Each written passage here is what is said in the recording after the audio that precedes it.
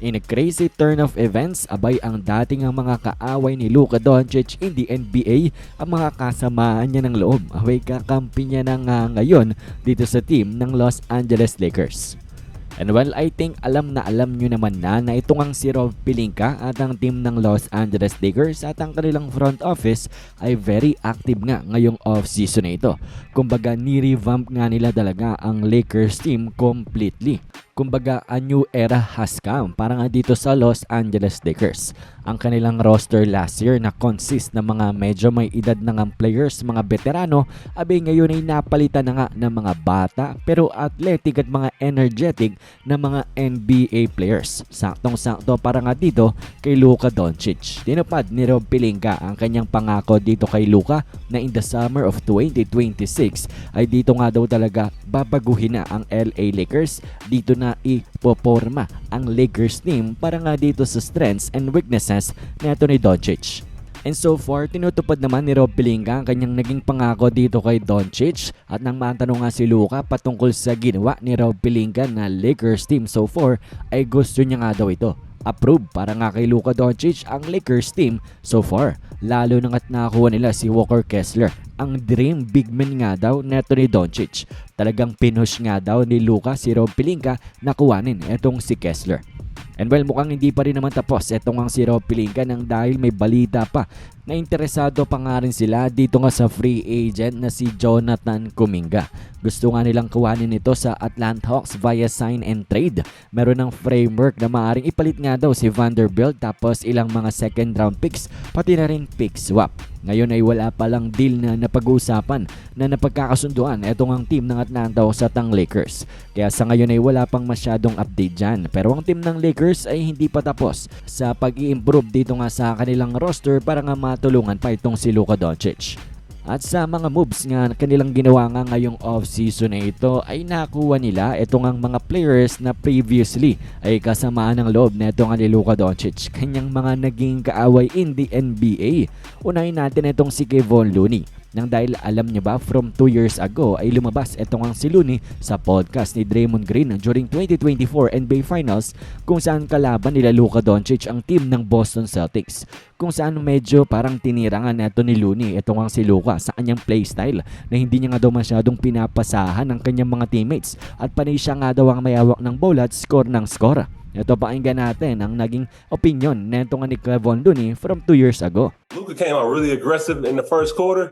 I feel like he got to get his role guys a little bit more involved in the first half.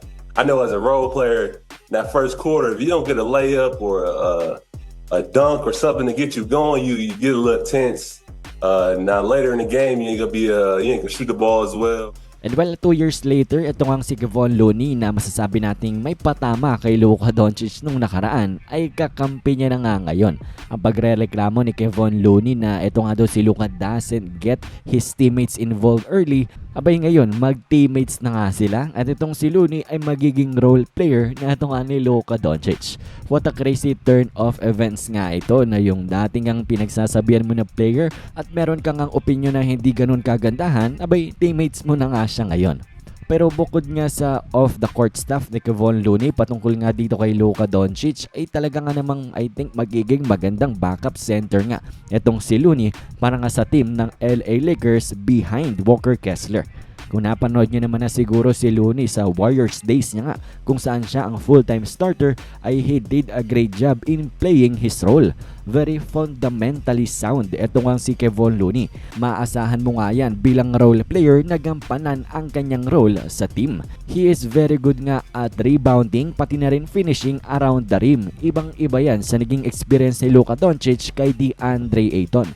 Kung si Ayton hirap mag-rebound pati na rin hirap sa pag-finish around the rim, abay si Kevon Looney is a different kind of player.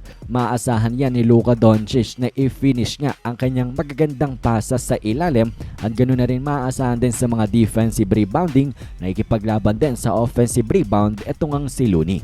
So definitely a great signing para sa team ng Los Angeles Lakers kahit meron ngang off-the-court issue siya dito nga kay Luka Doncic. Pero hindi pa nga tayo natapos dyan nang dahil hindi pa tapos si Rob Pelinka sa pagkuha sa player na meron niyang issue kay Luka Doncic siya nakaraan. And well, etong bagong signing nga nila na si Zaire Williams, 1-year minimum deal, ay eto din naman ay meron ngang issue patungkol kay Luka Doncic. Naging kaaway ni Luka ito netong nakaraang season kung saan sila'y nagkainitin nga during the game not so long ago. Noong March lang yata ito nangyari kung saan nagkainitan nga talaga sila sa loob ng court, nagkatulakan pa, nagkahampasan sa muka. Naging mainit nga itong si Luka Doncic pati na rin itong si Zaire Williams sa laban nga nilang ito, Lakers at Nets. Pero ngayon ay mag-teammate na nga sila. At itong si Zaire Williams ay tutulungan si Luka Doncic bilang ang teammate niya na ngayon sa team ng Los Angeles Lakers.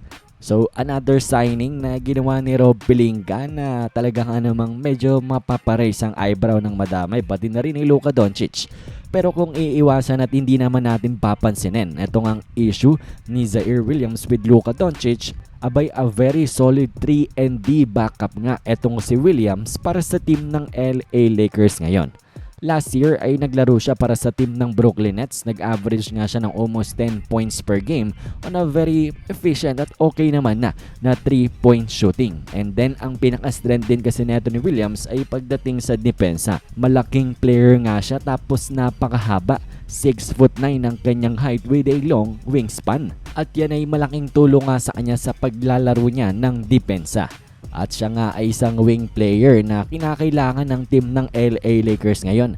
Kailangan nila ng wing 3-and-D player. At ito si Zaire Williams na dati nga lang kaaway ni Luka Doncic, abay susubukan nga na punan itong ang kakulangan ng team ng LA Lakers. So definitely very weird nga ito ang naging signing kung iisipin natin na mga dating kaaway lang ito ni Luka Doncic. Pero kung iisipin natin yung skill set nga nila sa loob ng court, yung maitutulong nila dito sa team ng LA Lakers, especially dito nga kay Luka Doncic at pati na rin kay Austin Reeves, ay definitely a great signing nga ito para kay Rob Pelinka. Unti-unti niya ngang pinupunan yung mga kakulangan pa netong ang Lakers team. And I think eto namang mga NBA players na ito ay mga professional at mabibilis lang din naman mag-move on. Eto nga mga player na ito, marami na tayong nakita in the past na mga dating magkaaway ay naging mag-teammates at naging okay naman sila sa loob ng court. At actually, yung iba ay naging magkaibigan pa nga. Kagaya na nga lamang neto nila Patrick Beverley at ni Russell Westbrook dito rin sa team ng LA Lakers. Kaya naman for sure hindi magiging issue na dating mga kaaway at dating kasamaan ng loob ni Luka Doncic at mga bagong player ng Lakers na sila Kevon Looney pati na rin sina Zaire Williams. Nang dahil lang kanilang mga skillset kasi ay perfect na perfect, very complementary dito nga kay Luka Doncic at sa buong Lakers team. Anyways, kayo ba na bang masasabi nyo so far dito nga sa signing ng LA Lakers sa kanilang mga roster moves para nga tulungan sina Luka at pati na rin etong ang si Austin Reeves? Komento nyo lamang ang inyong mga opinion dito nga sa ating comment section.